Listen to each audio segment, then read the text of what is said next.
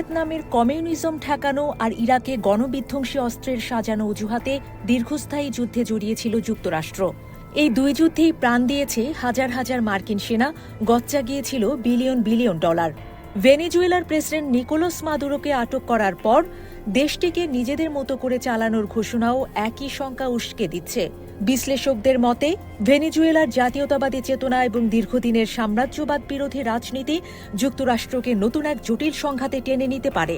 Vietnam ইরাকের মতোই কি ভেনেজুয়েলাও যুক্তরাষ্ট্রের উপর বুমেরাং হয়ে ফিরে আসছে? এই প্রশ্নই এখন ঘুরপাক খাচ্ছে। এই পরিস্থিতিতে যুক্তরাষ্ট্রকে সতর্ক করেছেন নিউ ইয়র্ক সিটি ইউনিভার্সিটির অধ্যাপক ড্যানিয়েল শ। আরটিকে দেয়া এক সাক্ষাৎকারে তিনি বলেন, ভেনেজুয়েলাকে নিয়ন্ত্রণ করার জন্য যুক্তরাষ্ট্র যদি দীর্ঘমেয়াদী কোনো চেষ্টা চালায়, তবে তাদের ভিয়েতনামি বা ইরাকি প্রতিরোধের মতো ভয়াবহ বাধার সম্মুখীন হতে হবে।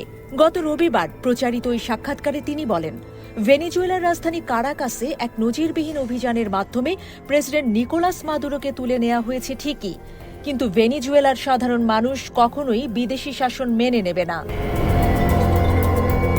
অধ্যাপক শ মনে করেন, এই ঘটনা ভেনেজুয়েলায় এমন এক গণপ্রতিরোধের জন্ম দেবে যা ভিয়েতনাম বা ইরাক যুদ্ধের কথা মনে করিয়ে দেবে। তিনি বলেন, মাদুরোর সাম্রাজ্যবাদ বিরোধী নেতৃত্বের পাশাপাশি ভেনেজুয়েলার মানুষ গত প্রায় ৩ দশক ধরে তাদের সাবেক প্রেসিডেন্ট হুগো চাভেজের সমাজতান্ত্রিক আদর্শ দ্বারা রাজনৈতিকভাবে শিক্ষিত হয়েছে। তাই তারা কখনোই যুক্তরাষ্ট্রের দখলদারিত্ব মেনে নেবে না।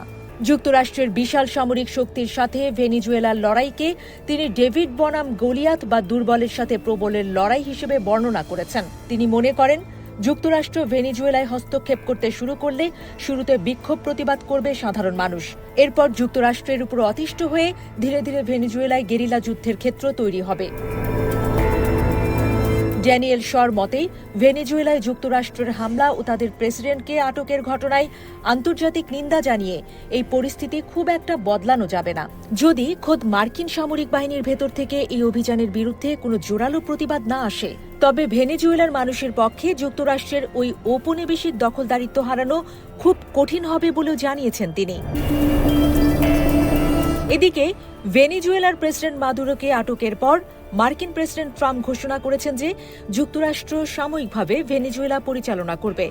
যদিও দেশটিতে এখনও পূর্ণ মাত্রায় সৈন্য পাঠায়নি ওয়াশিংটন, তবে ক্যারিবীয় অঞ্চলে তাদের শক্তিশালী সামরিক উপস্থিতি বজায় রেখেছে। অতীতে ভিয়েতনাম এবং ইরাকে এভাবে দীর্ঘমেয়াদী যুদ্ধে জড়িয়ে পড়েছিল যুক্তরাষ্ট্র। এখন ভেনেজুয়েলাতেও এমন একটি পরিস্থিতিতে যুক্তরাষ্ট্র পড়তে পারে বলেও মনে করা হচ্ছে।